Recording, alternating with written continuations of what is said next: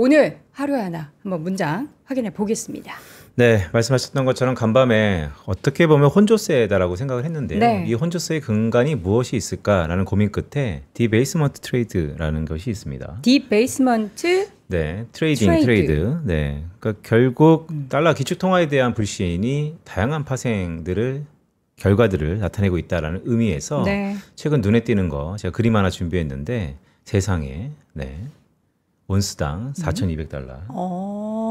네. 금값이 저렇게 올라가면 못 여러 가지 따라가겠네요. 이유가 있죠. 네, 금이 저렇게 올라가는데 네. 우리는 어디에 투자하고 있는가? 어디에 등등. 투자하고 있나? 네, 어쨌든 포트폴리오에 여전히 말씀드리고 있습니다. 당신의 포트폴리오가 더욱더욱 빛나기를 라는 말씀드리는데 기본적으로 금과 주식이 같이 올라가는 이례적인 현상이 꽤 나타나고 있다라는 현상을 드리면서 네.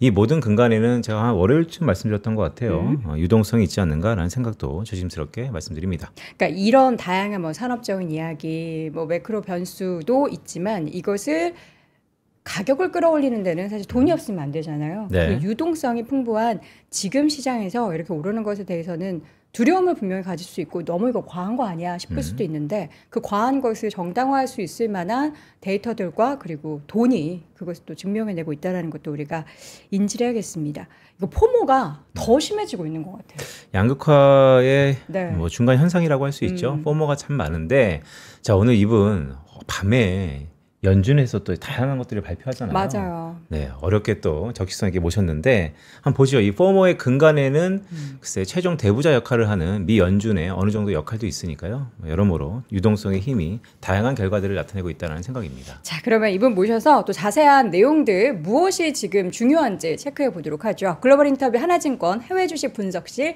박승진 실장 함께합니다. 실장님 어서 오세요. 어서 오세요. 네, 살이 좀 빠지셨어요? 네, 좀 빠졌습니다. 네, 뭐 우리 일 많이 시키나 봐요, 하나증권이. 일도 많긴 많고요. 네, 또 아니라는 말씀은 안 하시네요. 예, 일 많이 하시는 만큼 뭔가 오늘 중요한 내용들을 많이 이야기해 주실 것 같은데 사실 지금 상황에서는 셧다운 때문에 지표 발표가 되게 제한적이잖아요. 네. 뭐가 좀 발표가 되고 뭐가 좀 발표가 안 되고 있죠? 일단 뭐 사실 이제 월초부터 지표 발표가 중단이 된 부분들이 있기 때문에 이제 아마 또 많이 보셨긴 했겠지만은 이게 사실 지표는 뭐 명확합니다. 그러니까 BLS, 그러니까 노동통계청이죠. 그러니까 정부 관련 기관들, 상무부 산하 기관들 이쪽에서 발표하는 데이터들은 지금 확인이 안 되고 있다라고 보시면 될 것 같고요. 뭐 가장 처음에 저희가 경험했던 부분들은 이제 10월 3일 날 있었던 고용 보고서가 발표가 안 됐었고, 사실 근데 어제 같은 경우 원래 사실 하면은 저희가 베이지북도 있었지만은 CPI가 원래 발표되는 예정일이었습니다. 그래서 근데 CPI도 지금 일단 연기가 된 상태고 오늘 같은 경우는 이제 PPI 그리고 또 이제 소매 판매도 이제 발표 예정이 있었던 부분들이고 뭐 내일로 넘어가면 수출입 물가까지 해서 이번 주 같은 경우가 사실 주 후반으로 넘어오면 물가 데이터들을 다 확인할 수 있는 구간이었는데 지금 아시다시피 다 지연되고 있기 때문에 확인이 좀 어려운 부분들이 있다라고 보시면 될 것 같고 뭐 저희가 지금 텍스트로 좀 정리를 해놨지만은 사실 여기 위에 보시면은 이 고용보고서부터 해서 소매 판매, 수출입 물가, PC, GDP 이게 PC랑 GDP 같은 경우는 월말에 이제 예정이 되어 있습니다. 원래는 뭐 그동안 그 전까지 뭐 셧다운이 마무리가 되면은 뭐 일부 나올 수 있는 가능성이 뭐 여지는 있겠지만은 사실 뭐 지금 뭐 집계라던가 지금 전체가 흘러가는 상황들을 보면은 아직 뭐 FOMC 직후에 이제 발표될 지표들까지 저희가 기대하기는 좀 어렵지 않나라고 보고 있고요. 근데 사실 이제 결국 그렇기 때문에 지금의 상황들은 저희가 이제 민간 지표들을 가지고 좀 봐야 된다. 뭐 ADP부터 시작해서 뭐 가장 또 처음에 저 확인하게 되는 ISM이나 이런 그 보고서들은 계속 확인이 되고 있는 상황이기 때문에 민간 지표들과 그리고 또 저희가 이제 여러 가지 이 정황들에 대한 부분들, 추세에 대한 부분들을 같이 한번 살펴보면서 지금 현재의 상황들 계속 점검해야 된다라고 보시면 될 것 같고요. 뭐 이 부분들에서 또 더 중요해지는 거는 뭐 어제 뭐 그저께 밤에 있었던 연준 파월 의장의 뭐 연설이라던가 여러 중앙은행 인사들의 이 연설 발언들 이런 것들을 통해서 분위기를 잘 파악하는 것도 굉장히 또 중요해졌다 이렇게 좀 보시면 될 것 같습니다. 그러니까 지금 우리가 공식적으로 정부에서 발표되는 데이터는 확인할 수 없겠지만 민간 데이터들을 보면서 명확도는 조금 떨어질 수 있겠지만 어느 정도 방향성에 대해서는 가늠을 좀 해볼 수 있는 상황인 거잖아요. 그렇죠. 네, 맞습니다. 그러면 그거를 이제 믿고 뭐 앞으로의 FOMC에서의 연준 행보나 이런 것들을 가늠을 해볼 수 있는 거예요?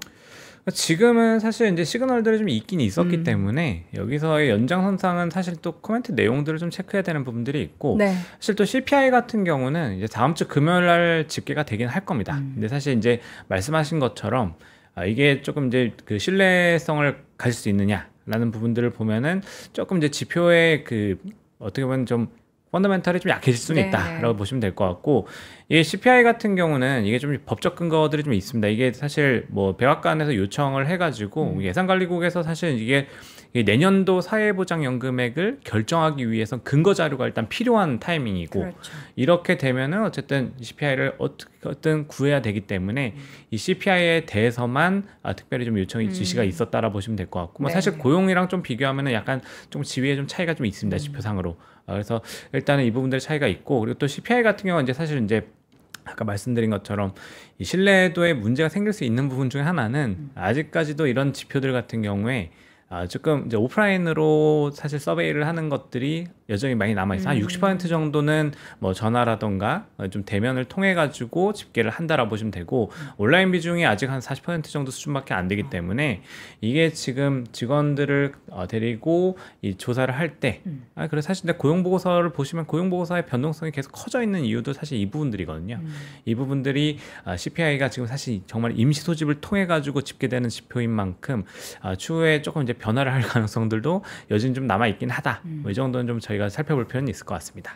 사람이 다 집계하는 거군요. 카운트하고 전화 서베이하고. 사람이 정확해요. 물론 이제 그 사람이 만들어 놓은 데이터를 가지고 AI가 구동이 되고 하는 거긴 하지만 이게 신뢰도를 갖기에는 또 이제 또 2% 부족하다. 왜냐면은 그 모든 변수를 모든 뭐라 그러죠? 케이스를 다 볼 수는 없으니까. 예, 그렇죠. 어쨌든 CPI는 그럼 다음 주쯤에 발표가 금요일 날 일단 8시 반. 원래 이제 발표되는 8시 네네. 반에 그러니까 저희 시간으로는 한 밤 9시 반이겠죠. 그때 이제 금요일 날 집계가 된다라고 일단 알려져 있는 상황입니다. 네네. 자, 지금 상황에서 통화 정책을 가늠해 볼 수 있는 다양한 내용들, 그러니까 뭐 물가도 그렇고 CPI는 다음 주에 발표된다고 하고 고용 그리고 소비 이런 관련한 데이터들을 지금 이제 면밀하게 하나씩 지금 어떤 구간에 놓여 있는지 체크해 볼 필요가 있을 것 같은데 뭐부터 좀 볼까요? 일단 지금 고용부터 좀 한번 보시면 고용. 이게 저희가 사실은 원래 월 한 달에 저희가 초반에 확인되는 지표가 이제 고용 보고서기 때문에 네. 순서대로 해서 이제 고용부터 먼저 좀 말씀을 드리면 네. 사실 고용은 이제 그 비노동자 수, 그러니까 BLS의 데이터가 확인되기 직전에 사실 이제 ADP의 민간 고용 데이터가 이제 확인이 되죠. 그리고 사실 뭐 이것도 지난번에 예전에 말씀드렸던 적이 있었던 것 같긴 한데, 이게 ADP 민간 고용 같은 경우가 사실 2022년에 지표 조정이 한번 있었습니다. 네. 그러니까 이게 사실은 그동안 그 전까지 팬데믹 이전까지는 이게 그 고용 보고서, 그러니까 BLS에서 노동통지청에서 발표하는 이 고용자 수의 흐름하고 이 ADP에서 발표하는 민간 고용자 수의 추세가 상관관계가 좀 사실 떨어지는 그림들이 나왔었거든요. 그러다 보니까 이제 ADP 쪽에서 이 부분들에 대한 신뢰를 높이기 위해서 지표 조정을 2022년에 한번 좀 했었던 부분들이 있었고, 네. 이게 중반에 한번 거치고 난 이후에는 오히려 이 BLS 쪽 같은 경우는 이게 데이터들이 사실 뭐 아까 말씀드린 것처럼 이게 그 팬데믹을 거치면서 응답 비율이 확 떨어져 버렸습니다. 그러니까 굉장히 조금 이제 서베이를 돌리면은 이 기업들에서 회신이 늦게 오거나 안 오거나 이런 비중들이 의무가 늘어나서 아니죠. 사실 의무는 아니죠. 예. 그렇기 때문에 이 지표가 추후에 한 달, 두 달 후에 수정되는 폭들이 굉장히 커져 있고 이 부분들이 보면은 사실 제가 이게 그래서 3개월 이동 평균을 그려놓은 건데, 이 3개월 아니고 이제 월간 기준으로 하면 굉장히 뾰족뾰족하게 튀어나오는 구간들이 많이 생깁니다. 그래서 이 트렌드를 볼 때 오히려 ADP 쪽이 안정적인 추세를 가져가는 그림들이 나와서 사실 이 트렌드를 감안할 땐 사실 ADP 쪽이 최근에는 조금 더 좀 보기 편한 게 아닌가라고 좀 생각을 하고 있고, 네. 뭐 이런 관점에서 보면은 사실 월 초에 좀 발표됐던 ADP 민간 고용이 사실은 방향성을 명확하게 좀 보여줬습니다. 그 전달 것까지 같이 수정이 되는 과정들이 있었는데 사실 2개월 연속으로 마이너스를 기록을 했고요. 이게 지금 뭐 이번 그 9월 같은 경우는 32,000명 마이너스가 나왔고, 네. 그다음에 이제 8월 것도 3,000명 마이너스로 이게 수정이 되면서 이게 전체적으로 이게 민간 고용 쪽이 확실히 좀 안 좋구나를 정말 더 명확하게 보여주는 이런 과정들이 있었다라고 보시면 될 것 같고요. 이게 또 실업수당 청구 건수 같은 경우는 사실 이것도 중단된 데이터긴 합니다. 근데 이게 또 사실 또 다들 가만히 있을 수가 없기 때문에 이 골드만삭스에서 이제 또 이 주별 데이터들이 좀 나온 부분들이 있기 때문에 뭐 일본 뭐 하와이 같은 뭐 주들은 좀 안 나오고 있긴 하지만 대부분 이제 주별로는 데이터가 지금 나오고 있기 때문에 이 부분을 가지고 기존 추세야 그리고 또 이제 계절 조정 조건들을 다 넣어서 지표들을 추정한 부분들이 이제 그 골드삭에서 나온 게 있었는데 요 뒤에 보시면은 신규 쪽에 보시면 살짝 이제 튀어오르는 모습들이 지금 한 최근 2주 동안 나와 있었던 흐름들이다라고 보시면 될 것 같고 근데 이게 보시면은 연속 청구 건수 이 회색 선 같은 경우는 그래도 조금 이제 위에 상단까지 찍은 다음에 조금 이제 덜 올라가고 있는 모습들이 좀 나오고 있어서 이게 사실 베이지북에 어제 또 좀 나왔던 내용이지만 전체적으로 좀 완만한 해고와 이 고용에 대한 부분들이 같이 연결이 되고 있는 그래서 뭐 일자리를 잃는 분에 대한 속도도 뭐 느려져 있고 그 다음에 내 신규 일자리를 다시 찾는데도 시간이 걸리고 그래서 이 모멘텀이 천천히 둔화되고 있는 흐름들이 좀 나타나고 있다는 것들도 같이 좀 살펴보실 수 있다. 이렇게 좀 해석을 할 수 있을 것 같습니다. 이러한 고용의 변화가 AI의 영향이라고 생각해야 되는 건가요? 뭐 보완제와 대체제의 중간에 있긴 한데 박승희 시장 말씀 주셨던 것처럼 고용이 이렇게 좀 부진하잖아요. 그럼 미국은 결국 소비 경제이기 때문에 소비 심리는 최근 어떻습니까? 소비 심리는 사실 뭐 뚜렷하게 이제 사실 그 최근엔 변화하는 부분들은 없긴 했는데 일단 뭐 저희가 이제 미시건대 소비 심리 지표랑 뭐 컨스퍼런스 보드 소비 심리 지표들을 이제 많이 보게 되고 그리고 또 이제 미시건대 같은 경우는 뭐 아시다시피 잠정치가 이제 중반에 먼저 나옵니다. 그리고 이게 이번 달에도 좀 잠정치가 먼저 나왔는데 이 잠정치 기준으로는 살짝 뭐 그냥 약간의 조정 정도가 일부 좀 있었는데 거의 전달이랑 9월이랑 비슷했다라고 보시면 될 것 같고요. 다만 이게 뭐 레드핀이라던가 다른 민간 기관에서 이제 서베이한 내용들을 보면은 이게 셧다운으로 인해서 지금 이제 조금 큰 규모 자동차라던가 뭐 집이라던가 좀 큰 규모의 이 소비를 하려던 부분들이 조금 이제 지연되고 있거나 취소하고 있다 이런 응답 비중들이 한 24% 정도 나오고 있다고 보시면 될 것 같습니다. 그래서 이 셧다운에 대한 부분들이 일시적으로 조금 이제 영향을 미칠 수 있구나 정도를 일단 보시면 될 것 같고 이게 또 사실 전체적으로 보면은 뭐 소비는 사실 이제 굉장히 좀 최근에 해석이 좀 어렵습니다. 이 소비에 대한 부분들은 이 모멘텀이 분명히 둔화되는 그림들이 나와야 될 것 같고 네. 그리고 또 소비 심리도 이렇게 좀 떨어지는 그림들이 나오는데 이 막상 사실 소매 판매 데이터들을 보면은 여전히 여전히 또 견고한 흐름들을 좀 보여주고 있고 왜 물론 이제 그런 걸까요? 지표의 퀄리티에 대한 부분들을 보면은 조금 이제 해석이 엇갈릴 수 있는 여지들이 있긴 있는데 뭐 이 부분도 이따가 페이지북 보면서 말씀드리겠지만 이게 총 소비하고 이 디테일에서의 퀄리티에 대한 부분은 좀 차이가 좀 있다 보시면 될 것 같습니다. 이게 사실 지금 시장 국면들이 보면은 우리나라도 마찬가지지만 이게 사실 이 소비를 소득과 같이 연결해서 보면은 조금 이제 괴리가 벌어지고 있다라는 그림으로 좀 보시면 될 것 같고요.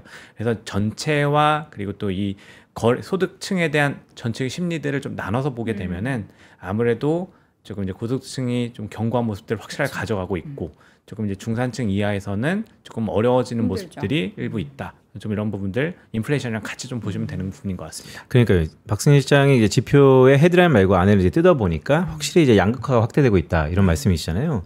최근에 미국 사회에서 화두가 되는 거 하나가 이 트럼프 지지율이 예전만큼 못하다. 네. 그렇기 때문에 뭐 미중 간의 관계 이런 것도 연결시킬 것 같은데 최근 지지율은 어떻습니까? 최근 지지율은 사실 뭐 기간마다 조금 차이가 좀 있는 것 같긴 하고요. 근데 크게 사실은 이제 일부 지역마다 좀 차이가 있는 것 같습니다. 이게 사실 뭐 지역마다 차이가 있는 부분들을 가장 많이 보여줬던 게 그저께 저희가 식용유에 대한 부분들 이 부분인 것 같고 이게 사실 이제 저희 관세로 피해보는 지역들 이런 부분들이 사실 또 가장 대표적인 게 농업 쪽에 좀 이 이슈들이 있었고 네. 와이어라던가 이제 몇 개 이제 4개 주 정도에서 지금 보면은 이 민주당 쪽에서 또 이걸 공략하고 있는 것 같고요. 이게 사실 결국은 대두 수출이 안 되고 있는 게 결국은 대중 관세였는데 이 대중 관세에 대한 부분들이 이 농업 쪽에 이제 지역들의 지지율을 떨어뜨린 모습들이 나오고 있고 이게 사실 약간 이제 실제적으로 자기들이 영향을 받는 있는 그 지역들이라든가 소비 계층들에서는 이제 영향을 좀 많이 받느라 보시면 될 것 같고 이것도 좀 차별화의 괴리에 대한 부분들이 굉장히 좀 커지고 있는 영역에 있다라고 보시면 될 것 같습니다. 그래서 사실 이것들도 사실 이게 지금 농업 지역들 같은 경우 사실 원래는 뭐 아시다시피 트럼프를 지지하는 지역들이기 때문에 네. 사실 이 불만이 커지게 되면은 트럼프는 내년 11월 중간 선거를 대비하는 관점에서는 굉장히 또 약점이 될 수 있다 보니까 어저께 또 사실 이런 부분들을 가지고 조금 어떻게 보면 좀 없어 보이긴 했지만 이 사실 규모 측면에서는 비교할 수 없는 식용유를 같이 들고 와가지고 그러니까요. 좀 얘기를 했다. 한 10분의 1 정도밖에 안 되는데 사실은 그냥 뭐 명분인 거죠. 얘기를 하고 싶었던 거고 네, 이런 쪽으로 좀 저희가 봐야 될 것 같습니다. 그냥 약간 대표적인 품목으로 얘기하는 거고 매일매일 우리가 쓰는 거니까 뭐 영향이 되게 큰. 예전에 우리 한번 식용유도 쟁였던 적 있어요. 그때도 대두 뭐 이런 얘기 수출 얘기하고 막 그래가지고 기억 안 나세요?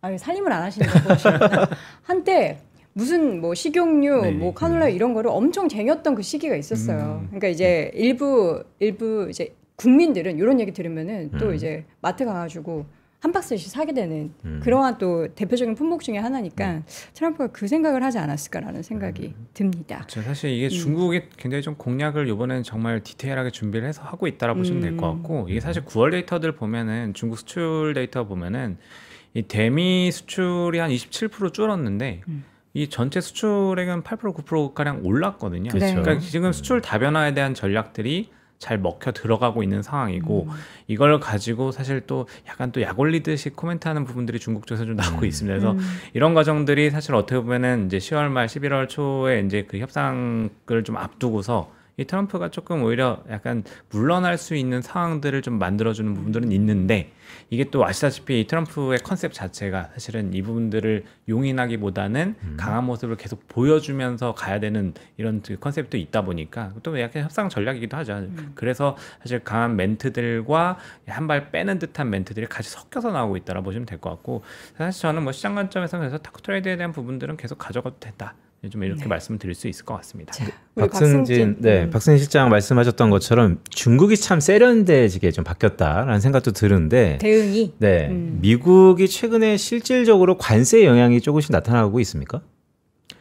관세 영향을 사실 지금 아직까지 이제 지표로 좀 보는 부분들은 조금 명확하지 않다라는 것들이 좀 있는 것 같고요. 근데 다만 이제 코멘트 내용들을 보면은 9월 FMC 때 이제 파월 의장이 얘기했던 것들도 사실 가격 정가에 대한 부분들이 가운데 누군가가 이걸 맡고 있다라는 이제 형식의 표현들을 했었고 사실 뭐 이따 보여드리겠지만 이제 사실 페이지북에도 이런 내용들이 포함이 되어 있습니다. 그래서 이게 사실은 뭐 영원히 갈 수 있는 부분은 아닌 것 같고 이 관세에 대한 부분들은 사실 시간의 문제라고 보는 게 맞는 것 같은데 언젠가 반영이 된다. 그렇죠. 이 차트 하나 좀 살짝 보여드리면 이게 지금 이 지표들을 보시면 이 사실 관세 이후에 사실 방향성이 바뀐 건 뚜렷합니다. 이게 지표상으로 이게 이 YOY 그러니까 전년 대비 모멘텀이라던가 전월 대비 상승률에서 사실은 그렇게 강하게 나오지 않다 보니까 조금 이제 약한 것처럼 보여지긴 하는데 이 지수를 방향성을 놓고 이 원지수를 가지고 놓고 보면은 이 2024년 뭐 이후에 2025년으로 들어오면서 이 부분들 뚜렷하게 관세 부과 이후에 방향성을 바꾸는 것들이 확실하게 좀 나오고 있다라 보시면 될 것 같고요. 이게 사실 국내 그러니까 수입 품목뿐만 아니라 이제 국내 쪽으로 순차적으로 영향을 좀 미치고 있다. 특히 이게 사실 작년 같은 경우에 이제 수입 쪽, 그러니까 미국에서 수입이죠. 미국에서 수입 쪽 같은 경우는 확실하게 방향성이 밑으로 꺾이는 모습들이 나왔었는데 이게 이제 거꾸로 오히려 좀 기울기가 좀 더 반등폭이 훨씬 더 크게 나왔던 부분들이 있고 그 후행적으로 그 도메스틱 그러니까 국내 쪽의 물가 이슈들이 따라가고 있는 그림들은 확실히 나오고 있다. 그래서 이 추세에 대한 부분들 그리고 또 좀 연준 쪽에서 말하고 있는 방향성에 대한 부분들을 보면은 이게 사실은 영향은 좀 미칠 수 있다라는 것들을 저희가 좀 충분히 가늠해 볼 수 있는 상황으로 좀 보시면 될 것 같습니다. 그러니까 이게 물가 지표에 이렇게 반영이 좀 더디게 되지만 어쨌든 방향성은 달라지고 있고 우리가 항상 그 데이터 봤을 때 이야기했었던 부분들은 기업이 그 부담을 지금은 떠안고 있는데 이게 뚝이 터지듯 언젠가는 이제 물이 방류가 되는 것처럼 관련한 지표에도 확 반영이 되는 시기가 있긴 할 텐데 이게 과연 언제일 것인가에 대해서는 계속 이거 뭐 유예하고 뭐 이러니까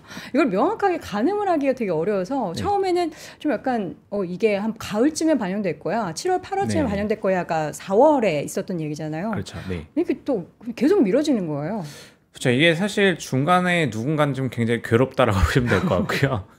사실 이게 사실 제 주식시장을 보실 때 이게 업종 선택할 때 사실 지금 약간 유통 쪽이나 소비 쪽으로 좀 잘 안 가는 배경이기도 합니다. 이게 뭐 아까도 앞서서도 뭐 AI 쪽 계속 말씀하시는 거를 좀 밖에서 들었었는데 사실 지금 유동성 굉장히 풍부한 상황인데 이게 사실 경제 지표들의 퀄리티들을 보면은 이게 자신 있게 뭔가 소비 모멘텀에 대한 기대를 가져가거나 뭔가 이렇게 지금 전체로 좋아지는 그림들을 전체적으로 가져가기는 굉장히 좀 어려운 부분들이 여기저기서 발견이 되고 있고 AI 같은 경우는 사실 어떻게 보면 정책 모멘텀부터 시작해서 이 산업의 특별한 어떻게 보면 좀 특수성을 좀 가지고 따로 가져가는 움직임들이 있고 그러다 보면 유동성이 풀리는 게 좀 집중되면서 뭐 버블로는 계속 나오지만 주가가 가고 있는 그런 그림들로 좀 보시면 되기 때문에 사실 여기서 나타나고 있는 좀 업종별 차별화하는 현상들도 사실 여기서 좀 봐야 될 것 같고 이게 뭐 결국은 좀 반영이 될 거라고 생각해야 될 것 같습니다. 이게 지금 보면은 뭐 이것도 뭐 사실 그냥 베이지북을 좀 먼저 말씀드릴까요? 여기 네. 내용 보면은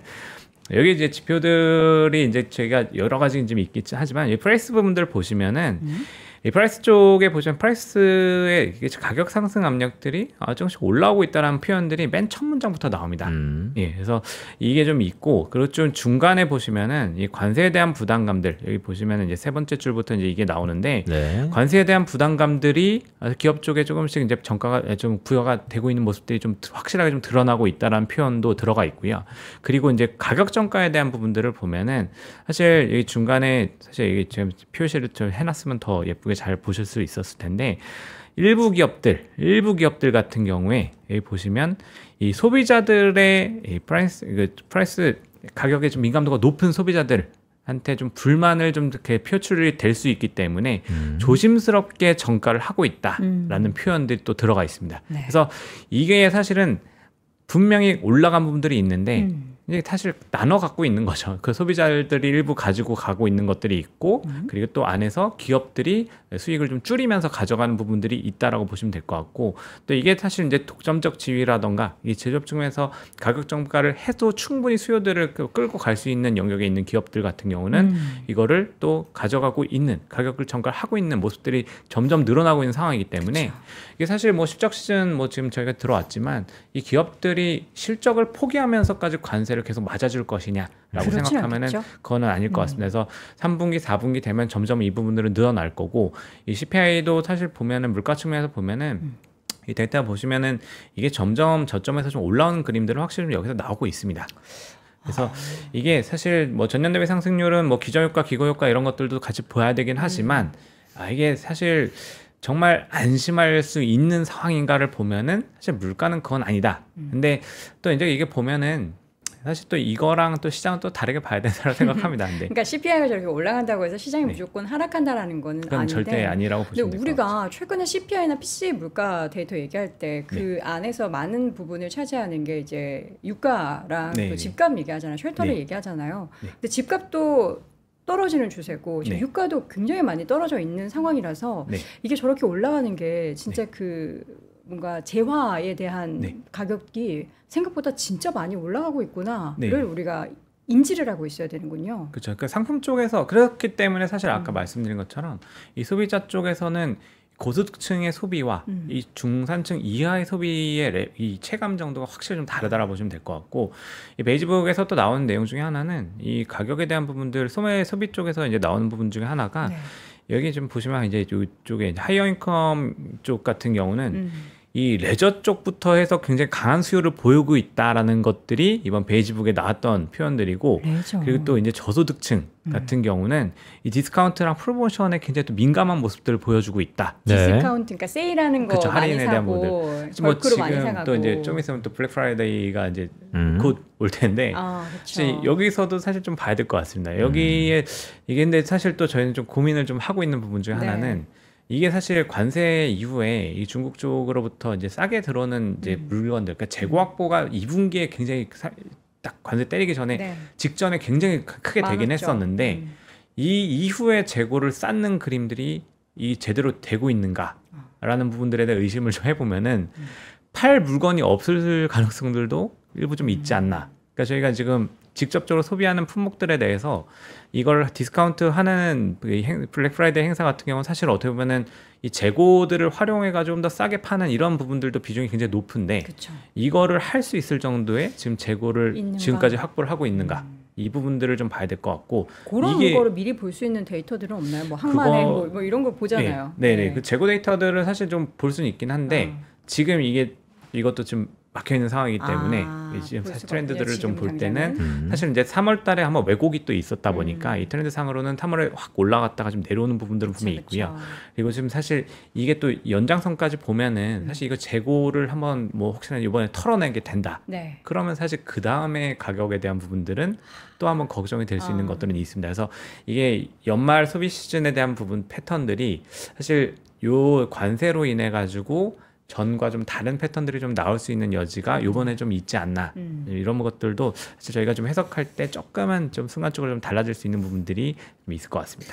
그렇죠. 그러니까 이 전반적으로 매크로 지표를 보면 늘 그랬었던 것도 있지만 지금 약간 리스키하다라는 생각이 드는데 그럼에도 아까 박승지 실장 말씀 주셨던 것처럼 시장은 결국 유동성의 힘을 믿고 있잖아요. 그렇죠. 최근 파월 의장의 연설에서 가장 중요했던 것이 양적 긴축을 종료하는 것이 가까워졌다. 네. 어느 걸 좀 보고 계세요?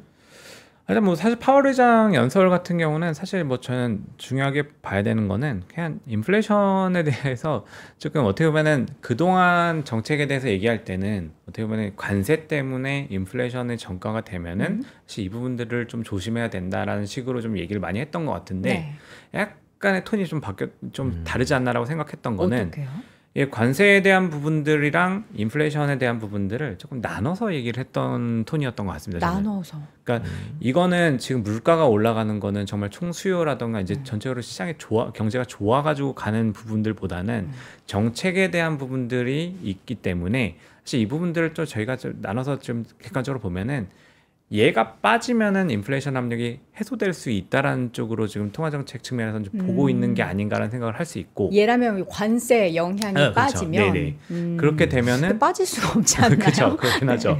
그러면은 사실 통화정책 측면에서 연준이 통화정책 결정하는 관점에서는 인플레이션에 대한 무게중심이 그 고용과 비교했을 때 얘가 좀 낮아지는 거죠. 사실 네. 이 부분들을 시장을 또 해석했었던 부분들이 있고 네네. 이렇게 보면은 사실 물가가 좀 높게 나온다고 하더라도 고용이 안 좋으면은 금리를 인하하겠구나라는 것들을 시장이 좀 더 뚜렷하게 인식을 할 수 있기 때문에 이런 과정들을 보는 것들이 있고 다만 이제 시장은 좀 고민을 하는 것 같습니다. 그러니까 2026년, 27년 뒤의 그림들까지 보면은 방금 말씀하신 것처럼 관세가 사라질 것 같냐라고 하면은 사실 당장 그거를 좀 이렇게 확인할 수 있는 저희가 좀 의심할 수 있는 시그널들은 사실 참 잘 안 보이다 보니까 그럼에도 불구하고 물가가 계속 길게 가게 되면은 이게 통화 정책이 지금 우리가 기대하는 만큼 인하를 해줄 거냐 이런 것들에 대한 그러니까 약간 좀 확신이 좀 떨어지는 과정으로 보시면 될 것 같고 뭐 이게 사실 뭐 가장 잘 나타나는 거는 이 중성주죠. 그러니까 뭐 러셀 2000 지표 보시면은 뭐 중간 중간에 뭐 9월부터 좀 올라온 모습을 분명히 뭐 한 번씩 올라오는 구간들이 나오긴 하는데 기술주랑 어떻게 보면 바톤 터치하면서 중간중간 나오긴 했었지만은 이게 전방위적으로 올라가지 못하는 그림들이 나오고 있고 이것도 사실 중소형주들 보면은 AI랑 엮여 있는 데들이 굉장히 또 잘 올라가고 그 외의 지역들은 좀 잘 못 올라가는 것들이 금리 인하의 연속성이 확실히 지금 시장에 좀 떨어지는 것들이 아닌가. 뭐 9월 점도표에서도 저희가 봤지만 26년, 27년 다 세로로 쭉 점들이 길게 늘어서 있고 이런 것들에 대한 고민들이 아직은 좀 있지 않나라고 생각하고 있습니다.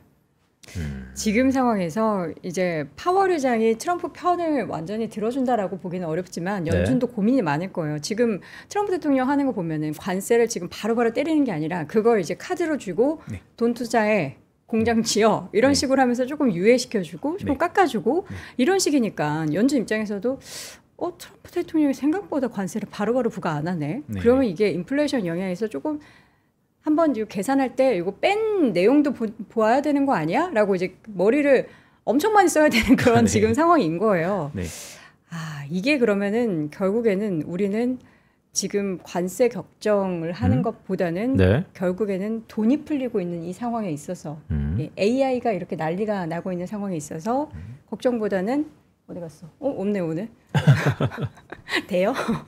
주식을 투자해야 되는 그런 시기가 맞는 것 같다. 포모가 정말 많이 오긴 하지만 그 포모 안에서도 좀 현명하게 전략을 짜야겠다라는 생각이 들곤 합니다. 그러니까 실장님이 가져오신 이 3페이지 보면 3페이지. 사실 그렇기 때문에 여돈 앵커 말씀 잘 주셨지만 트럼프가 관세를 매기겠다고 해놓고서 이연되고 지연되고 여러 가지 불확실성인데 그 사이에 이제 기대 인플레이션이라든지 기대 심리들이 많이 바뀌고 있잖아요.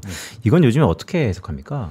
기대 인플레이션은 조금 이제 0점 조정이 다시 한번 좀 되는 그림들로 보고 있고요. 이게 사실 뭐 말씀하신 것처럼 관세에 대한 영향을 굉장히 또 생각했던 것보다 계속 느리게 좀 반영을 하고 있다 보니까 이 기대 인플레이션이 초반에 굉장히 또 확 올라가는 그림들이 있었는데 이게 최근에는 조금 낮아지는 모습들은 좀 나오고 있습니다. 그러니까 실제 물가에 대한 상승률에 대한 이제 기대치들은 좀 우려는 좀 낮추고 있는 그림들이 있다라 보시면 될 것 같고, 근데 또 좀 재밌는 거는 이게 또 지지 정당에 따라서 많이 다르게 나옵니다. 그러니까 저기 너무 데이터가 웃기더라고요. 네, 이게 오른쪽 차트 보시면 또 확실히 좀 나오는 게 이 기대 인플레이션 같은 경우도 이 민주당이랑 무당층 같은 경우는 확 튀었다가 이제 내려오는 그림들이고, 이 공화당 지지자들은 밑으로 내려갔다가 조금씩 올라오는 그림들. 어떻게 저렇게 가운데서 밤새죠? 만나겠죠. 네. 아 근데 진짜 재밌네요. 오른쪽 차트 보시면 저 좀 신기하네. 무당층 있잖아요. 네. 그 전에는 공화당 쪽에 좀 더 콜리에이션이 강했다는 느낌이 있는데 최근 들어서 민주당 네. 쪽으로. 네, 좀 그러네요. 근데 이거는 사실 조금 일반적인 좀 생각으로 좀 해야 될 것 같습니다. 관세 부과하면 사실 당연히. 일반적으로는 올라간다. 위축될 수밖에 올라가는 없죠. 쪽으로 봐야 되는 게 맞는 것 같고, 네. 사실 이게 약간 심리에 대한 부분들을 반영하기 때문에 신념에 대한 부분들을 분명히 들어갔을 거고, 왼쪽도 보시면 공화당 지지층들은 소비 심리가 훨씬 더 좋은 모습들이 여기서 나오는 것들도 이 정부가 경제를 잘 만들어줄 거다. 이거에 대한 확신이 좀 있기 때문에라고 보시면 될 것 같고요. 이게 사실 뭐 여기가 저희가 이제 물가에 대한 부분들 계속 연결해서 말씀하지만 네. 사실 뭐 그럼에도 불구하고 저희가 시장에 좀 계속 남아 있어야 된다라 말씀드리는 거는 아까 뭐 금 말씀도 하셨지만은 이게 사실 뭐 재정 확정에 대한 부분들이 계속 자리를 하고 있습니다. 그래서 이게 뭐 미국만 가지고 뭐 달러 약세다 뭐 이런 것들을 가지고 얘기할 게 아니고요. 네. 이게 글로벌리 전반적으로 보면은 지금 부채 규모 상반기에 340조 달러까지 사상 최고치 계속 올라오고 있거든요. 그러니까 미국만 지금 재정을 쓰고 있는 것들이 아니고 이게 사실 뭐 미국 금리 인하랑 뭐 미국만 가지고 이제 금이 올라가고 달러 가지고 올 거였으면은 달러 인덱스가 올라가질 않았겠죠. 근데 지금 재정 확정에 대한 부분들은 좀 굉장히 경쟁적으로 각 국가들이 하고 있기 때문에 이 유동성들이 계속 좀 펼쳐지고 있다라 보시면 될 것 같고, 뭐 사실 뭐 여기서 좀 미국을 저희가 또 이 다음 패턴으로 본다라 하면은 뭐 결과적으로 미국이 지금 그 지난 회계 2025년 회계연도에 이자 지급액이 보면은 이제 1조 달러 넘어갔거든요. 그럼 사실 트럼프가 원하는 건 또 인플레이션을 만들어내는 게 아닌가. 뭐 물가 지표를 보면서 뭐 관세 영향 없다 뭐 이런 얘기들을 계속 하겠지만은 실제적으로는 인플레이션을 만들어낼 거고, 그런 과정에서 보면은 뭐 통화 정책에 대한 불확실성들은 뭐 일부 있을 수 있습니다. 금리의 해석은 좀 달라질 수 있는데 주식시장 측면에서는 어쨌든 뭐 피라도 올라가는 부분들이 있다라 하면은 네. 주가는 사실 팬데믹 때 저희도 경험했던 부분이지만 이 확장 과정에서는 쉽게 꺾이지 않을 거다. 일부 조정은 있을 수 있어도 이게 쉽게 꺾이지 않을 거다. 레벨의 차이가 좀 있을 거다. 이렇게 좀 보시면 좋을 것 같습니다. 자, 10월 FMC가 이제 마지막 주 우리 현지 시각으로 이제 수요일밤인 거죠. 현지 시각으로는 수요일, 우리 한국 시각으로는 우리 목요일. 한국 시각으로는 네. 목요일에 예정이 되어 있습니다. 그 FMC 이후에 우리가 고려해야 될 변수는 뭐가 있을까요? 그래서 고려해야 될 부분들은 뭐 아까 계속 말씀드린 것처럼 뭐 관세에 대한 부분들을 영향을 어떻게 꾸준히 가져갈 거냐 이런 것들을 좀 봐야 될 것 같고요. 사실 이렇기 때문에 사실 일부 뭐에서는 중간중간에 빅스텝에 대한 얘기들이 가끔 나올 때가 있는데 빅스텝은 절대로 나올 수가 없는 상황이다라고 보시면 될 것 같고, 이게 연준 입장에서는 뭐 여러 가지 뭐 커미트들을 바뀌고 스탠스들을 바뀔 수는 있는데 이 지표의 변화에 대한 불확실성들, 조금 이제 의구심이라던가 신뢰의 문제들이 분명히 연준 내에서도 있을 겁니다. 그래서 이게 확 조정을 했다가 추후에 이 지표의 방향성들이 엇나갔을 때 리스크가 있다라고 하면은 사실 그냥 점진적인 방향성에 대해서 좀 저희가 고민해야 될 것 같고, 네. 사실 결과적으로는 26년, 27년의 경로가 더 중요한 부분들이기 때문에 사실 이 과정에서는 지금 뭐 저희가 또 밈으로 또 돌고 있는 부분 중에 하나가 예전에 뭐 펀더멘털 이게 분석했던 부분들을 더 중요하게 봤는데 지금 트루스 소셜을 더 많이 본다. 뭐 이런 것들,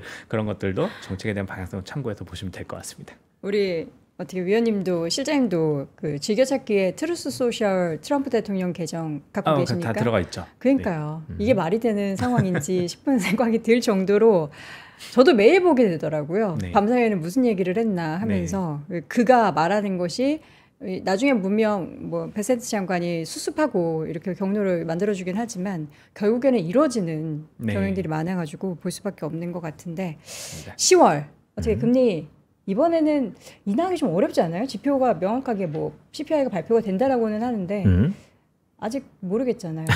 사실 뭐 시간이 많이 지났지만 보내드리기 네. 전에 어저께 또 베이지북도 밤새 보셨지 않습니까? 네. 그리고 경제 지표가 이제 깜깜이 들어갔잖아요. 사실 10월 FMC에서의 이러한 여러 가지 요소들이 없을 때 연준은 기존의 스탠스, 그러니까 금리 인하 스탠스를 한 번 더 할지 아니면 말씀하셨던 것처럼 최근에 불안하고 이러니까 뭔가 바뀔지 어떻게 보세요? 사실 인하 가능성은 열어놓고 봐야 되지 않나 생각하고요. 지금 시그널들은 분명히 고용에 대한 무게중심을 확실히 좀 실어주고 있는 상황이기 때문에 싣고 있다는 거. 예, 그리고 사실 지표들로 보면은 이게 사실 수급 쪽에 대한 얘기들 분명히 뭐 이민자라든가 이런 것들 구조적인 문제들도 얘기를 하고 있긴 합니다. 근데 이게 수요 쪽에서도 약해지고 있고 같이 유입이 약해지고 있다 이런 얘기들을 같이 꺼내놓고 있기 때문에 사실 뭐 금리 인하 가능성들은 사실 뭐 10월도 열어놔도 된다라고 보시면 될 것 같고 다만 이게 시장의 임팩이 뭐 이렇게 길게 끌고 가지 길게 막 이렇게 영향을 주지는 않을 것 같다. 뭐 이런 것들도 좀 같이 말씀드릴 수 있을 것 같습니다. 인하 가능성을 열어둔다. 그러니까 명확하게 우리는 기대를 다들 지금 하고 있는데 그럼 만약에 10월에 인하 안 되면은 또 단기적인 충격이 조금 있을 수도 있을까 싶은데요. 사실 뭐 크게는 의미 없을 것 같습니다. 왜냐면 지금 다들 다음 사실 패턴에서 베이지북 나오고 이런 거보다 그냥 AMD 급등에 더 관심이 있고 지금 뭐 전력 관련한 기업들 주가 오르는 것에 관심이 있지. 이제 연준이 무슨 얘기를 하던 시장은 나홀로 간다. 약간 이런 느낌이라서. 이게 사실 뭐 전에도 말씀드렸지만 채권 시장이랑 주식 시장은 사실 이게 그 사이클에 대한 그 민감도가 조금 시계열이 좀 다르다고 보시면 될 것 같고요. 채권 시장은 분명히 흔들릴 수 있는데 그것도 사실 다음 스텝에 대한 해석이 명확하다라고 하면은 주식 시장 관점에서는 다음 스텝과 다음 스텝을 더 이제 나눠서 볼 거기 때문에 이 영향 자체가 크지 않을 것 같다. 이렇게 좀 말씀드릴 수 있을 것 같습니다. 그러니까 CME 금리 선물 시장에서 어쨌든 10월에 금리 인하 확률이 한 98%. 그러니까 또 발빠르게 또 이거 봐주시네요. 역시 빠르십니다. 98%요? 네, 그냥 금리 인하 하는 거죠. 금리 인하 안 하면은 큰일 날 것 같아요. 박승희 시장이 좋은 말씀 주셨는데, 그러니까 인하는 하지만 세간에 있었던 빅스텝 이런 건 좀 과하다. 알겠습니다. 10월에 금리 인하 우리가 지금 거의 뭐 기정사실화하고 있는데 또 가봐야 아는 거니까 또 그 사이에 있어서 다양한 시장을 또 트럼프 대통령 또 이게 일주일 사이에는 또 블랙아웃 기간이라서 얘기를 못하죠. 네, 연준 의원들이 이제 슬슬 언론에서 사라지는 시기가 왔습니다. 금요일까지만 얘기할 거고, 근데 사실 FMC가 또 그 타이밍이 또 공교롭게도 그 에이펙 기간이랑 딱 엮이거든요. 사실 그게 더 아마 시장에서 부각될 것 같아요. 왠지 느낌에 말씀 주셨기 때문에 간밤에 파월 의장이 막 했는데 트럼프가 아침에 한국 시간으로 연설할 것 같아요. 그건 말이야. 그래서 알겠습니다. 자, 오늘 우리 박승진 실장님과 함께 지금 현재의 미국에 관련한 내용들을 면밀하게 분석을 했는데요. 여러분들이 이 내용을 딱 염두를 해두시고 AI 모멘텀에 타면서도 그래도 경기 상황이나 지표 상황도 봐야 되니까 꼭 한번 다시 체크해 보셨으면 좋겠습니다. 글로벌 인터뷰 하나증권 해외 주식 분석실 박승진 실장 함께했습니다. 고맙습니다. 고맙습니다.